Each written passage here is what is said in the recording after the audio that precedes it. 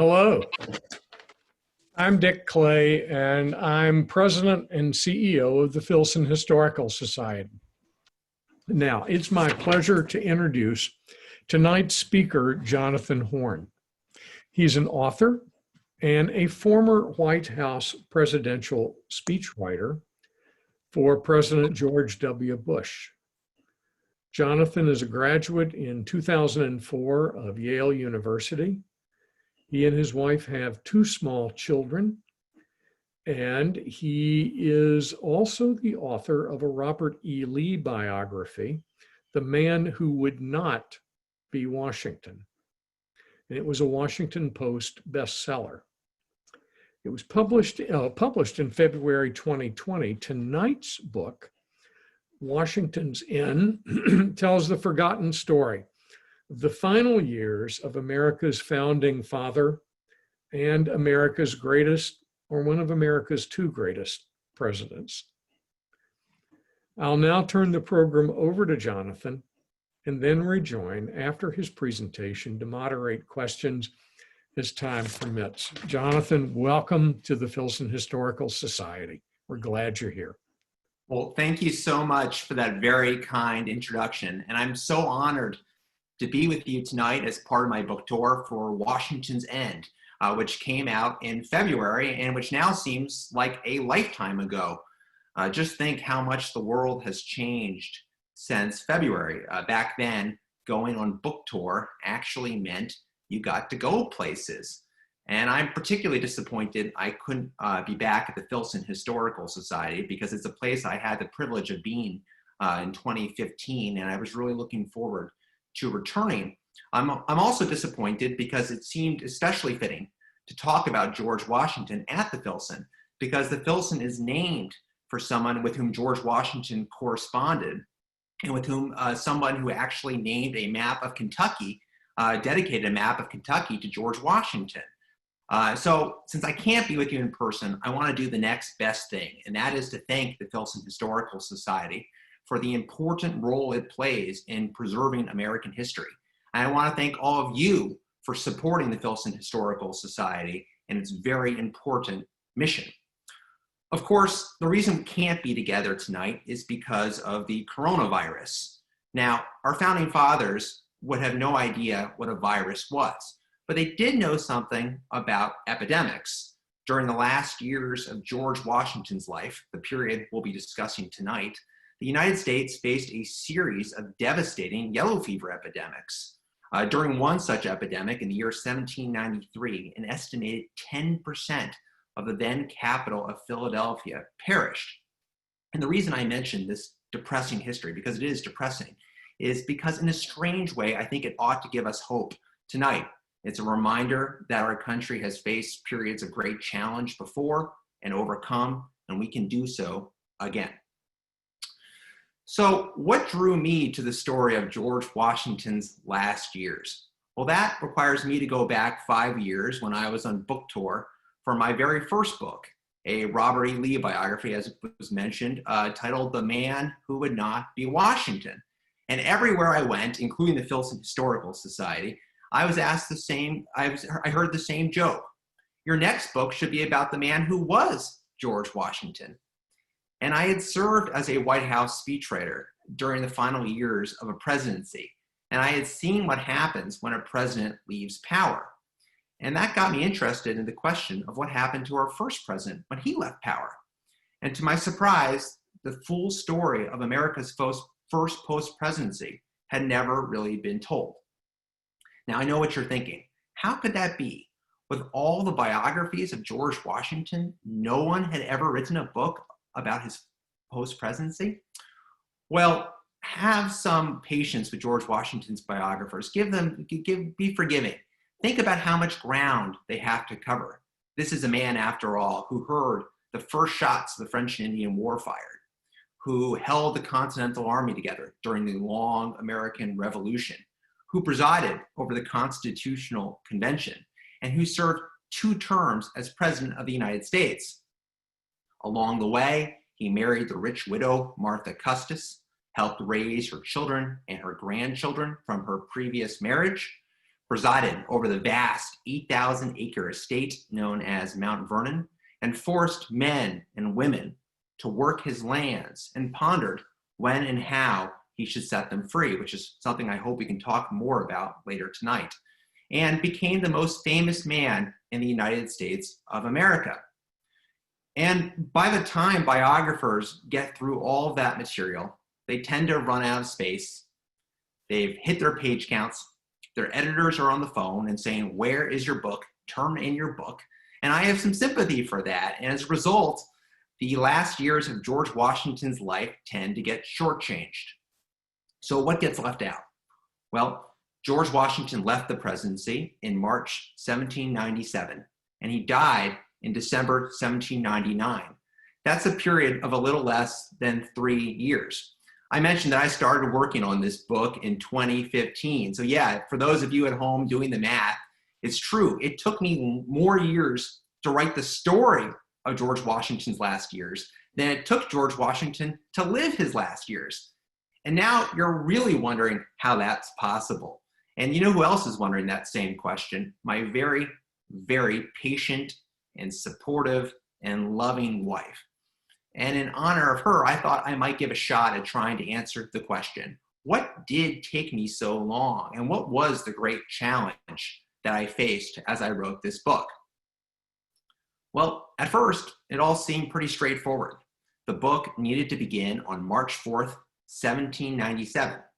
That was one of those days in history when people knew they were witnessing history. It was a day when if you had been in Philadelphia, you would have seen something that no one alive ever had. Power peacefully transferring from one living head of state to another, from George Washington to John Adams. It was a day that George Washington had eagerly been looking forward to for years. He had actually wanted to retire after his first term in office, but he had been convinced that if he did, the country would come apart. So he reluctantly agreed to serve a second term. And by the time he finishes this second term, there really was no argument in the world that could have convinced George Washington to serve a third term.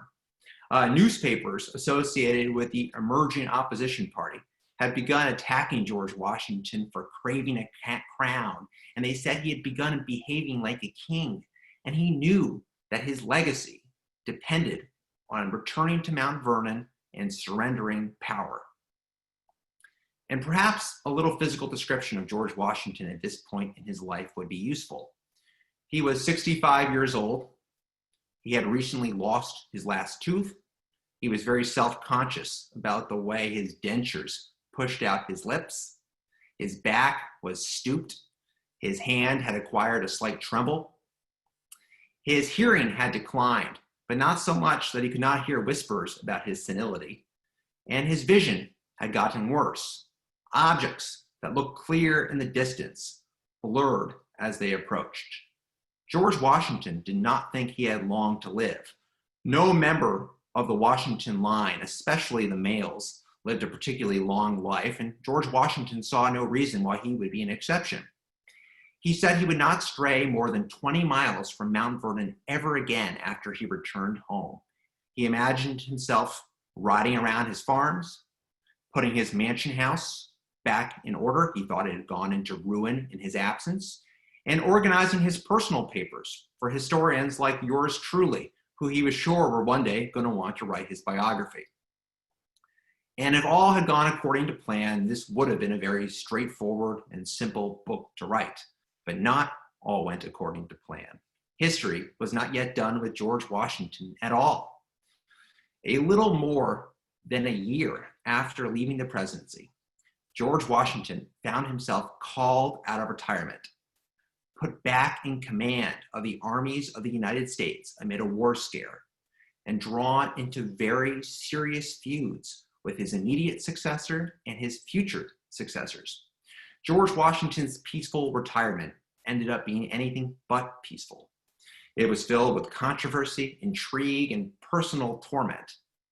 In short, surrendering power turned out to be far more difficult than George Washington ever imagined. Now, to be fair, there wasn't really a good precedent for George Washington to work from. Americans at the time well knew the story of the Roman general Cincinnatus, who had famously left his farm, ridden to the rescue of the Roman Republic, and then surrendered power and returned to his farm afterwards. But that story was thousands of years old. And to understand just how novel what George Washington was attempting to do in his own time, you have to look across the ocean to Europe. Well, what was happening there? Well, Louis XVI of France had recently lost power, for whom Louisville is named, and very shortly afterwards, he had gone to the guillotine. And that's how things tended to work in the world at that time. When heads of state lost power, they tended to lose their heads. And in a different sense, you might say that George Washington sort of lost his head as well. You know, we talk a lot about that word precedent when we talk about George Washington, and he deserves tremendous respect for the precedents he put in place as president, and none was more important than leaving office after 2 terms. But if we're honest, we can admit that in some pretty significant ways, George Washington's post-presidency diverges from how we think former presidents should act today. Let me give you some examples. We today tend to think that former presidents should largely avoid meddling in the affairs of their successors. But if you had asked John Adams, who was George Washington's successor, he would have told you that George Washington had majorly meddled in his presidency. Now, some of that was John Adams' own fault. With French privateers seizing American ships at sea, and with the French government refusing to meet American envoys on land, the United States had begun preparing for war in 1798. And as part of the military buildup, it was John Adams who appointed George Washington commander-in-chief of the armies of the United States, without apparently bothering to ponder why the Constitution specifically reserves that title, commander-in-chief, for the president of the United States, or without even bothering to ask whether George Washington would have any conditions for acceptance. It turned out that George Washington did have some conditions for acceptance.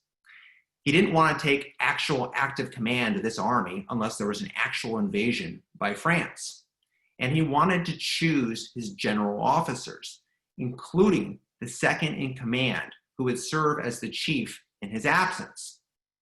And for that role, he wanted someone whom he had been specifically told that John Adams did not want, the star of everyone's favorite musical, Alexander Hamilton. Now, perhaps a word is necessary about why John Adams really did not want Alexander Hamilton to be second in command of his army. Well, it didn't hurt that Adams believed that Hamilton had conspired against his election as president in 1796. But more significantly, both John Adams and his wife believed that Alexander Hamilton more resembled a Caesar than a Cincinnatus, and did not trust him with military command. But publicly, of course, John Adams could not afford a falling out with George Washington, who made it clear that he would resign if he did not get his way. And so after some pretty tense back and forth, and you should read the letters going back and forth, John Adams had to give way, and George Washington got his man. And as Adams later explained, he believed that if he did not give George Washington his way and did not give Alexander Hamilton that command, George Washington simply would have stood for the presidency in the election of 1800 and given Hamilton the command once he won the presidency. And crazy as that sounds to us today, there's actually some evidence to suggest that John Adams was right to worry about this possibility. As John Adams pursued a new avenue for negotiations with France, an avenue that ultimately ensured this war with France never became a full-scale war, influential people in communication with members of Adams's own cabinet actually began to pursue a plot to replace Adams as president by convincing George Washington to stand for president in the election of 1800. And much as George Washington tried to quiet talk of this idea, it persisted. And that brings me to another important way in which I think George Washington's post-presidency diverges from the way we think former presidents should act today. We today tend to think that somehow leaving office lifts former presidents above partisan feuds. We think of former presidents as becoming less partisan. But if we're honest, we can say that George Washington descended deeper than ever into partisan politics when he left office.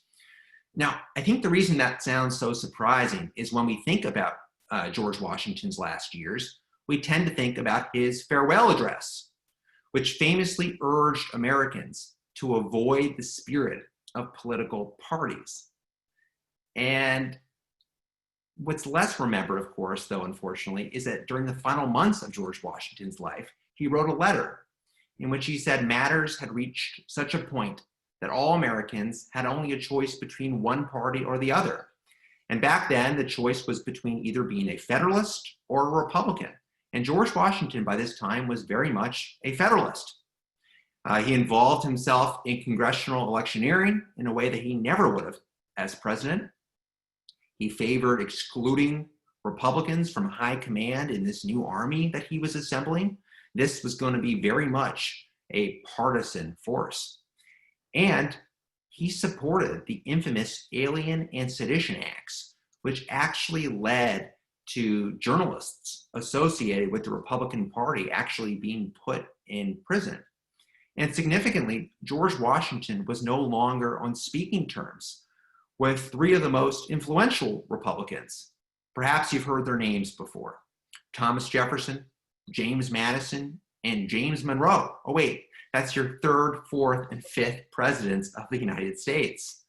In fact, just hearing a report of a speech that James Madison had given in favor of electing James Monroe governor of Virginia sent George Washington into an absolute rage on the evening of December 13th, 1799. It ended up being the very last news report that George Washington ever received, because he died the next night in truly agonizing fashion.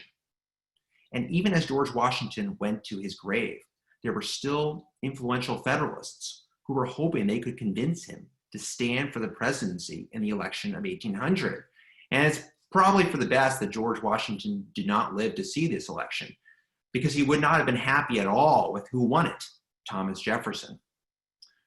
So much for all of our founding fathers getting along. Perhaps the one thing that all of our founding fathers seemed to agree on by this point in time was that they were living in what looked like the last days of the American Republic. They thought the country was coming apart. There was a time when it seemed that everybody agreed that George Washington could hold the country together. But those days were long past. George Washington would have been the first to tell you he could no longer have held the country together. And when you look back, what Americans at that time were worried about, their fears, I think, sound very familiar to us today. They were worried about foreign intervention in American elections. It actually happened in the very first contested presidential election in 1796. A foreign power had intervened on behalf of the then Republican Party, unsuccessfully. They were worried about new forms of media, too. Back then, it was the explosion in the number of partisan newspapers spreading what we today might call fake news. And they were worried about the increasing polarization of their society and the emergence of political parties. And to give you a sense of how far things went, even medicine, even doctors became politicized and drawn into these feuds. I mentioned at the beginning that our founding fathers did not know what caused yellow fever because they did not know what a virus was. And in the absence of scientific information, well, partisanship filled the void. Doctors associated with the Republican Party tended to blame yellow fever on local environmental factors. And doctors associated with the Federalist Party tended to blame yellow fever on, well, immigration and foreigners. No wonder people thought the country was coming apart. But of course, the country did not come apart. It endured. And this war with France, as I mentioned, never really ended up happening. It was a quasi-war fought really only at sea. And all that presented the great challenge that I faced as a biographer. How do you write a history of things that ended up not happening? How do you explain how people who so many of us admire and revere acted in ways that seem illogical when viewed in hindsight? Now, one approach is just to tell the story from the comfort of the 21st century and have a good laugh about the things that people back then got wrong. The problem with that approach, though, is that it deprives the past of the suspense and uncertainty with which people actually experienced it. It gives us the smug self-confidence to think that had we been alive back then, we might have made better decisions. And I think nothing could be further from the truth. You can't understand a decision that someone in the past made unless you understand what information they were working with. And so I made a decision in writing this book. And that decision was I would present the reader with only the information that was then available to the people I was writing about. And I would only present new information as it became known to them. And the effect, I hope, is to let the reader experience the past through the eyes of the people who lived it. Now, of course, that presented another question for me as a biographer. From whose eyes do you tell the story? The temptation is just to say George Washington's. But remember what I said at the beginning. George Washington's eyes are no longer as good as they once were. Objects that look clear in the distance blurred as they approached. George Washington can no longer see himself clearly at this stage in his life. The story of an aging patriarch struggling to cede control of the stage needed to make room for new voices, those of his political friends, his political enemies, and other members of the Mount Vernon community. All their voices needed to be part of this story. No longer could Washington dominate the script the way he once had. No longer could Washington alone even speak for the name Washington. The name was no longer just his. It belonged to a rising capital city that would open the year after George Washington's death. It didn't look like much back then, just some wide, unpaved avenues cut through the trees. One wing of the Capitol at the end of one of the major thoroughfares, a boxy grayish white house at the end of the other side. But George Washington had high hopes for this place.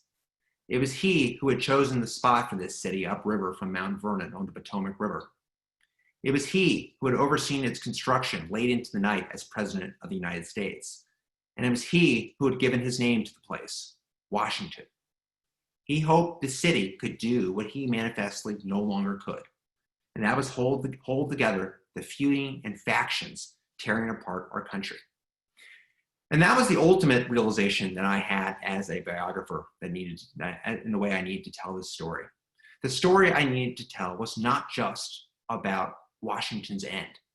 It was about the beginning of Washington, the city I call home. It was not just about the last years of a great man's life. It's about everything that has followed. Looking back on the strange course his post-presidency had taken, and no one was more surprised than George Washington himself. George Washington said, "We know little of ourselves and much less the designs of Providence." Well, I think that must be true for biographers as well, because I could not have imagined how long it would take me to write this book when I began, and I could not have imagined where it would lead me. But I'm very happy to find myself here with all of you this evening, and I would be honored to answer your questions. Thank you so much. Thank you very much, Jonathan. That was outstanding. There are some questions. And first, let me just clean up something I said in the introduction and get that out of the way. Ted Widmer will be talking about Lincoln next week on the 29th of September, but that's a Tuesday, not a Thursday. So apologies for whatever consternation that caused. Now let's go to the questions for you. From your research, What surprised you the most about Washington's final years? Well, that's a wonderful question. What surprised me most was just what a struggle it was for George Washington to surrender power. And I think, in some ways, that's something we take for granted today. The term former president almost sounds cliche. We take it for granted that when a president leaves office, he retires. But in George Washington's time, none of this was written. None of this had been done before. And there were so many forces when George Washington rode away from the presidency in March of 1797 that were trying to draw him back into power. And it was a real struggle to surrender power, and he felt so committed to doing it. And I think in some ways you can ask, well, did this lower your opinion of George Washington? Did seeing him struggle to surrender power make you think less of him? No, actually, just the opposite. It gave me even more respect for George Washington, because I think only by understanding how difficult it was for George Washington to give up power can you appreciate what kind of character it took for him to do it. So I finished writing this book with even more reverence and more admiration than I had at the beginning for George Washington, and that was already pretty high. Here is a very difficult question, and it turns to the issue of President Washington and slavery. Is it true that he was actively pursuing the recapture of a female runaway slave at the time of his death? That is accurate. It was Martha Washington's the attendant who would have attended to Martha Washington's side, and Martha felt that she had raised this slave and felt that almost the slave had been ungrateful for running away. And it's difficult for us to understand today, but I want to explain how George Washington viewed that. And what's so interesting about this story actually is, well, first of all, two things. First of all, George Washington was also pursuing another slave during his last years, Hercules, who had been his chef. Also ran away from Mount Vernon just before George Washington returned. And when George Washington returned, he felt very frustrated that he didn't have his prized chef, Hercules, in the kitchen, and he wanted him brought back. And he wondered if having been in Philadelphia had in some way encouraged Hercules to take off from Mount Vernon, because he had seen what life was like in Philadelphia and had given him the idea that he should take off. And it put George Washington in a strange position because he couldn't find a way to replace Hercules. He had sworn never again to purchase a slave, but at the same time, he is actively trying to pursue and apprehend Hercules, but he doesn't want to make too big of a scene of it. He wants him sort of quietly brought back to Mount Vernon if he can be found. And in the meantime, he's trying to figure out, how do I have a chef in Mount Vernon who I like? And that was important to George Washington, because one of the things he's doing during his last years is he is entertaining large gatherings of people. There's constantly people coming to Mount Vernon. He describes the place essentially as a well-resorted tavern that no one who is traveling either from north to south or south to north doesn't stop at along the way. So there are always guests at his dinner table. And he takes pride in his hospitality. So this is interesting to think about, and especially as you get to the final months of George Washington's life, because he's writing a will in which he says he wants to provide freedom for his own slaves. And in fact, even during the final months of George Washington's presidency, he is working out a plan by which he hopes he can basically end slavery at Mount Vernon. And there's always a problem with this plan. It's always running to one hurdle or another. And the biggest problem is that the majority of Mount Vernon slaves did not belong to George Washington, and they were not in his power to free them. The majority of Mount Vernon slaves actually belonged to the estate of Martha Washington's first husband. And it was not in George Washington's power to free them. It wasn't even technically in Martha's power to free them. Their fate belonged to the estate, and when Martha passed, they would eventually go to her grandchildren from her first marriage. And what George Washington discovered was there was a large amount of intermarriage between his slaves and the slaves belonging, the so-called dower slaves, who belonged to the estate of Martha's first husband. And he had sworn He had said he did not want to break up marriages between his slaves and between marriages that the slaves had formed. And you can sort of see this pain and this difficulty come about in George Washington's will, because he does eventually, when he writes his will, provide eventual freedom for the slaves that belong to him. But he makes the point of saying it is not in his power to emancipate the other Mount Vernon slaves. And he says, he uses the word painful. Painful consequences will result. And that is his, in some sense, acknowledging that these marriages will be endangered by what is happening. So I think it's a great question, because it really does point to the contradictions of George Washington's last years in this area. As he's working out a plan to try to end slavery at Mount Vernon, he is also pursuing runaway slaves. And by the way, very actively trying to come up with new ways to keep the slaves busy at Mount Vernon. So there are lots of contradictions in this story. And in the end, Mount Vernon itself will pass into history very much like our country itself, half slave and half free. Do you think that he wrote that will with the realization that years later, people would be reading it and judging him by it? That's a wonderful question. I think yes. I think he absolutely knew that people would be reading his will.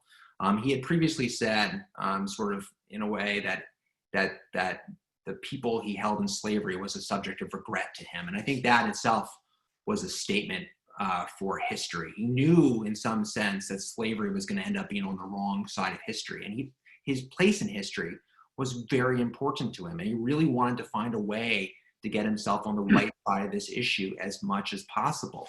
But it turned out to basically be impossible to end slavery completely in Mount Vernon, as I said, because most of the slaves were not his. So I think it was really important for him to try to get it on, to try to get himself as much as possible on the right side. Now you might say, well, there was one way out of this jam. Of course, he could have promoted general legislative emancipation of slavery and tried to end slavery altogether. That would have been one way to end slavery, not just at Mount Vernon, but in Virginia in general. And actually, George Washington himself actually did support legislative emancipation in Virginia. Now, I should say he supported it, but he wasn't particularly vocal about advocating for it. Now, you might ask, could he have done more? And I think probably not, especially during these last years. Had he come out more forcefully in favor of legislative emancipation, it probably wouldn't have made a big difference. Power had in his home state had transferred from Mount Vernon to Monticello, and George Washington no longer had the power he once had. This is an interesting question. Did Martha Washington influence any of her husband's decisions? Well, that's a great question. And I think one way I'd like to answer that question, first of all, there's some evidence to suggest that Martha Washington would not have supported, even if it was in her power, emancipating the slaves that belonged to the estate of her first husband. As I said, those slaves were not in her power to emancipate.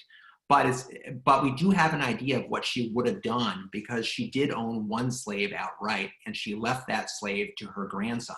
And she could have potentially emancipated that slave had she chosen to. So that's some evidence to suggest that perhaps she didn't see eye to eye with her husband on this issue. Now, politically speaking, there's a story that after George Washington died, Thomas Jefferson, and we can talk more about this later, did not put out much of a public statement after George Washington died. Their relationship had publicly sort of collapsed. And Jefferson was very careful with what he said. He made some private comments about Washington's death, but nothing public at first.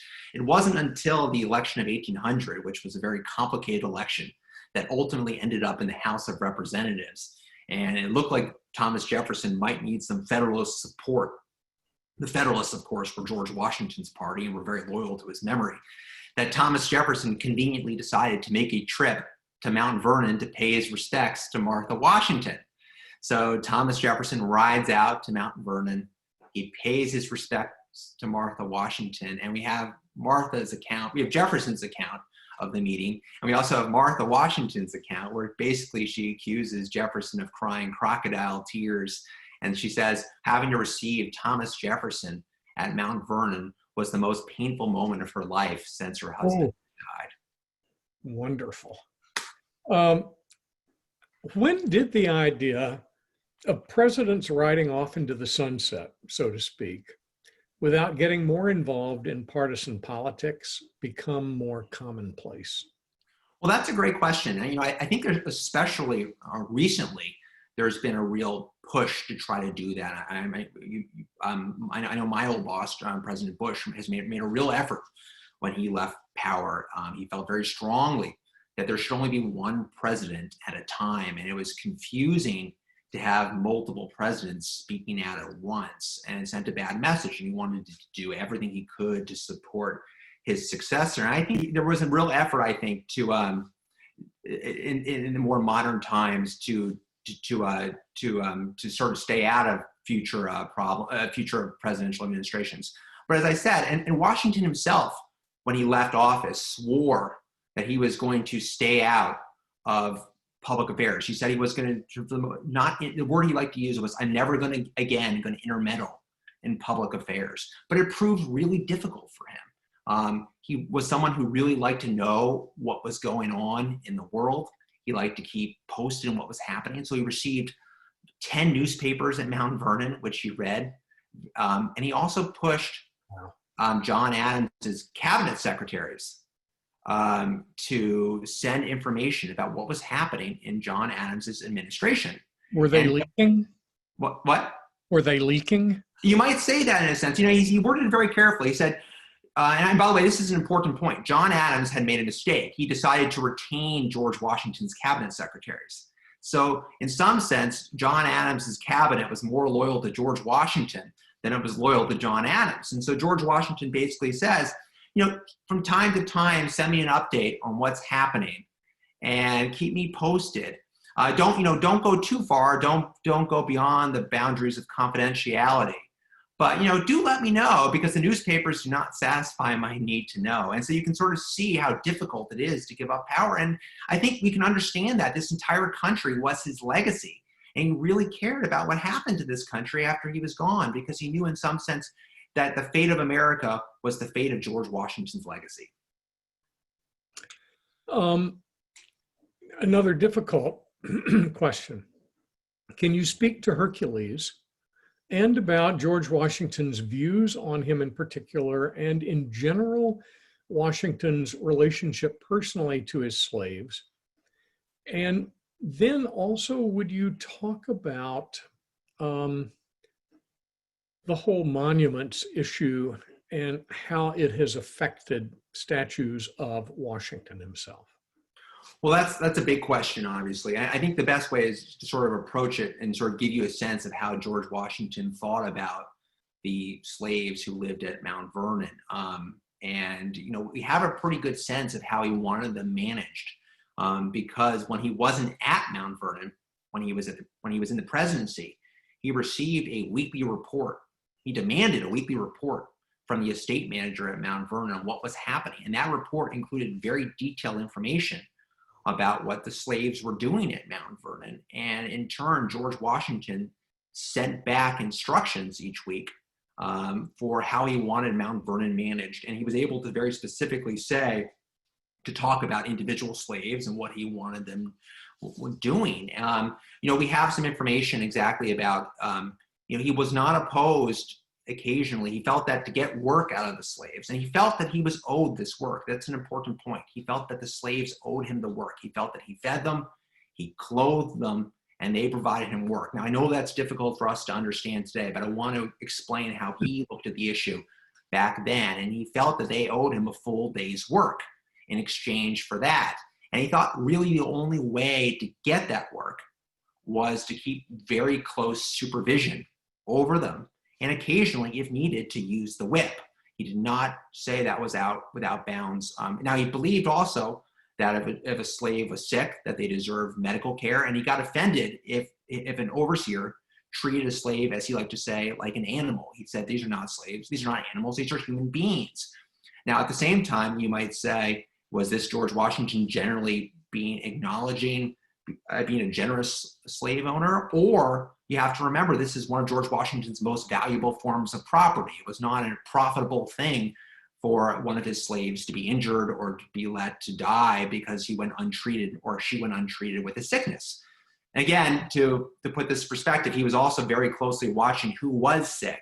And if someone had been sick for too long, he wanted to know if the slave was faking an illness. And so this is a very difficult and contentious relationship. And in the end, I think he felt that essentially he owned more slaves than he needed to have at Mount Vernon.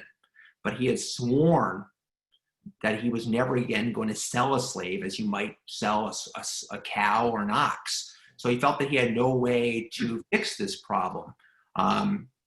And one of the origins of that problem was the decision that George Washington had made earlier on in his life to switch from growing tobacco, which really was a labor-intensive crop, to growing wheat, which really required much less of a workforce. So he's constantly searching for a new way to keep his slaves busy. And he's over and again says he's looking for a way out of this. He wants to find a way to get quit of slavery, as he puts it. And, you know, I think that in some sense is sort of, in some sense, it's a story of growth. But obviously at the same time, it is a blemish on his reputation. We can't get around the fact that that is a blemish on George Washington's legacy. Now, does that mean his statue should come down? I don't think so. I think, as the president of Mount Vernon recently said, and I thought he said this quite eloquently, without George Washington, there is no America. There is no United States of America. This country doesn't exist, and we don't have the chance to grow into what we've become. He set the precedents. He gave us the chance to become the country that we've become, to realize the promise, to get closer to realizing the promise of our Declaration of Independence. So he helped set those institutions, those precedents which endure today. So I think George Washington is someone who deserves our admiration, who deserves our reverence, but we also should know that he was not perfect. Yeah. And we can acknowledge that without tearing him down. I have now been to Mount Vernon, and I think that the whole issue of enslaved human beings is handled with that nuance, just as it is at Monticello and hugely at Montpelier with James Madison. Those are quite remarkable presentations, and I would commend them to anybody. Let's go off topic for a minute, and then we'll get back to Washington. But what is the life of a presidential speechwriter? Well, that depends on the president you're working for. I think probably the experience is different depending on how the White House is set up. But for me, the life of a White House speechwriter was very much, in some sense, and this is when I was hired, one of the chief speechwriters put it to me this way: your job, in a sense, is to write the speech that the president would write if he had 12 hours a day to sit around writing speeches. That's not what you want your president doing, of course. You want your president making important and difficult decisions, which is why the task of speechwriting is delegated to speechwriters. And I think a lot of times people think that speechwriters have more power than they do. If you're executing your speech correctly, the speech is not your speech. It is the president's speech. And if you forget that, even for a single moment in the process, the speech suffers. And I know, working for President Bush, he would never have delivered a line in the end that wasn't his sentence. He was a very, very thorough editor. I know that surprises some people, but he was actually the toughest editor I've ever had as a writer. He took out a Sharpie marker, and he would make big black marks on the drafts. And he had a very good eye for what I would say is the structure of a speech. And whenever people ask me, what's the most important part about speech writing? Well, I think the truth is that almost anyone can put together one great line. It's not that hard to come up with one beautiful line.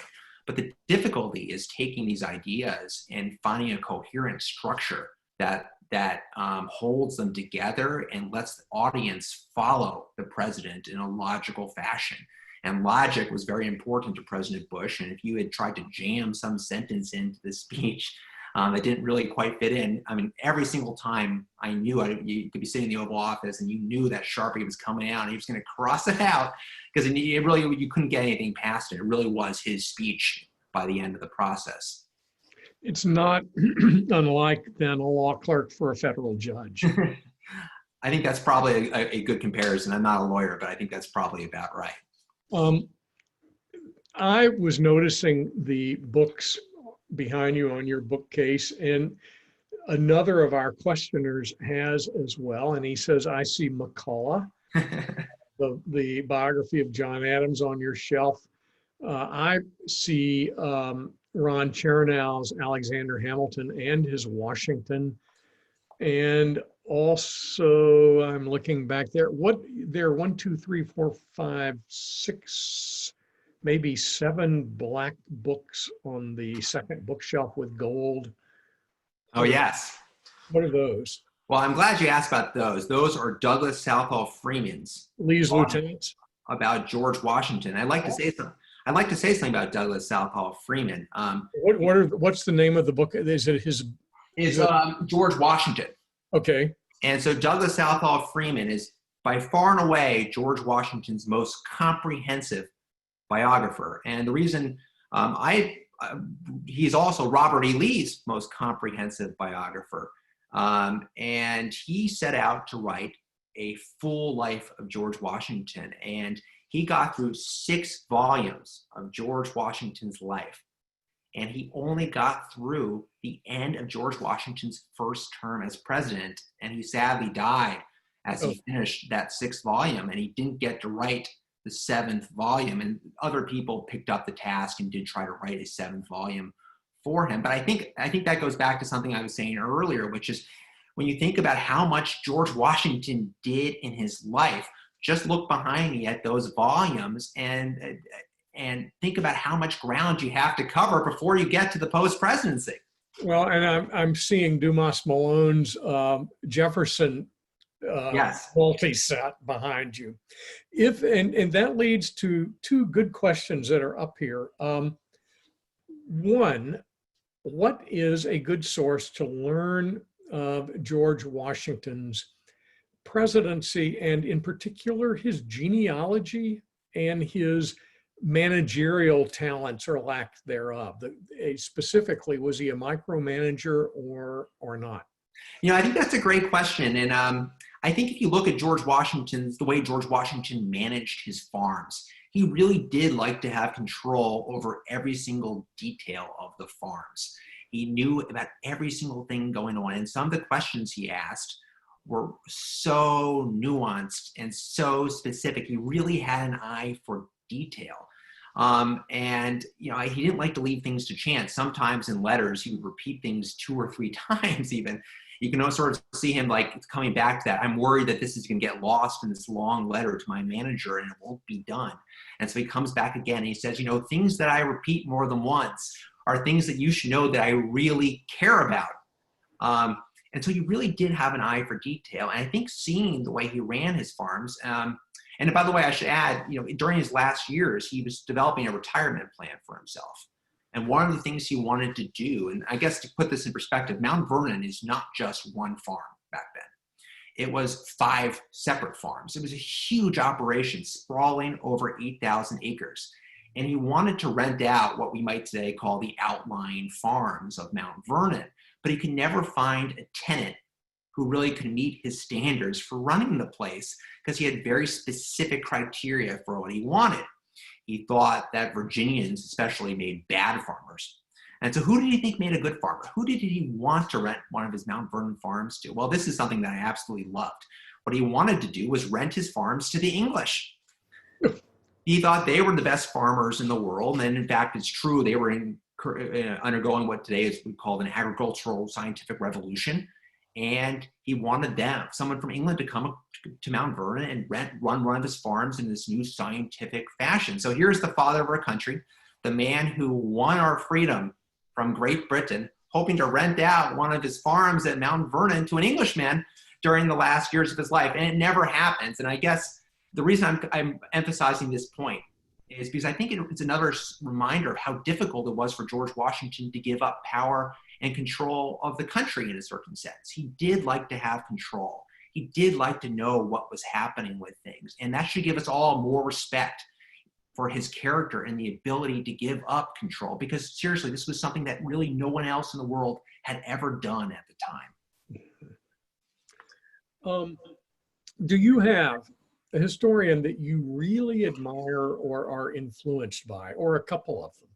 Well, that's a wonderful question. I'm going to go back to Douglas Southall Freeman. I mentioned him already, and I don't want to dwell too much, but the reason I want to mention him is in writing his biography of Robert E. Lee, he had the idea for what was then called the fog of war approach to biography. And his basic idea was you couldn't understand a decision that Robert E. Lee made on the battlefield if you had, if you could had an omniscient perspective on the battlefield.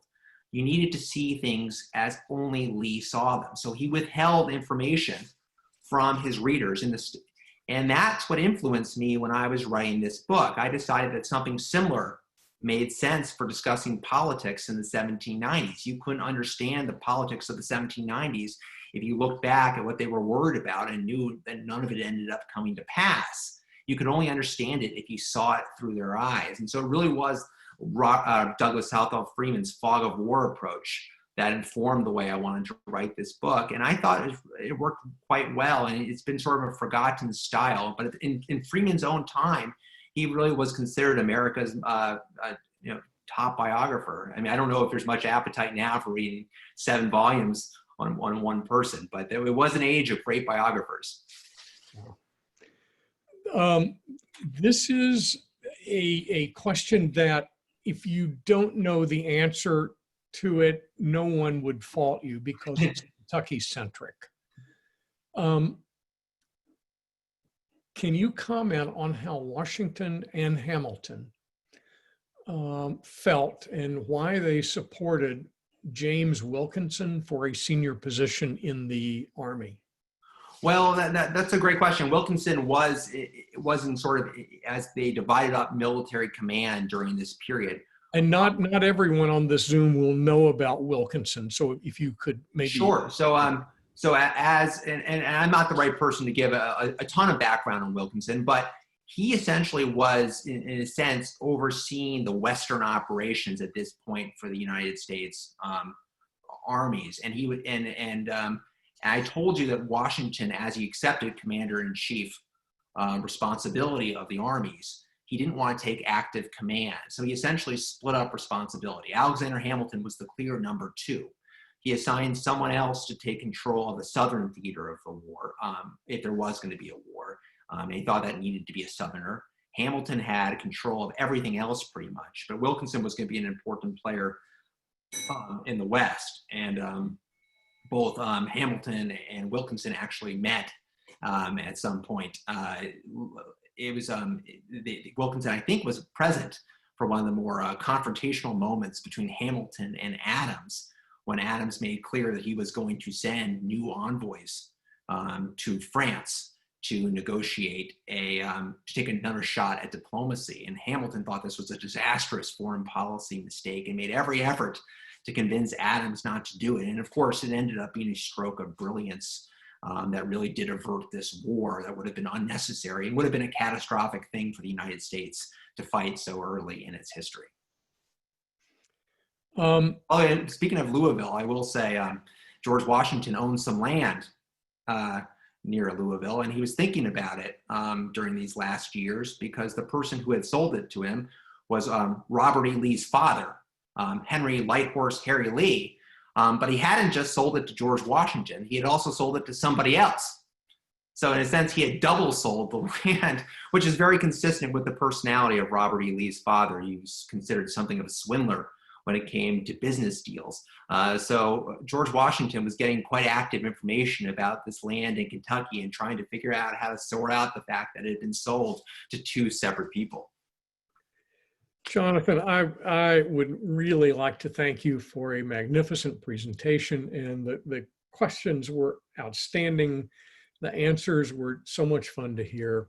Thank you, thank you, Thank you. And everyone who's listening in right now, thank you for being part of the family of the Filson Historical Society. It means so much to all of us that you participate, that you believe in our mission, that you support us, because our mission really, I mean, you can define it as collecting, preserving, and telling the stories of Ohio Valley history, but you can take it to a much deeper level, and that is our mission is to promote and defend democracy.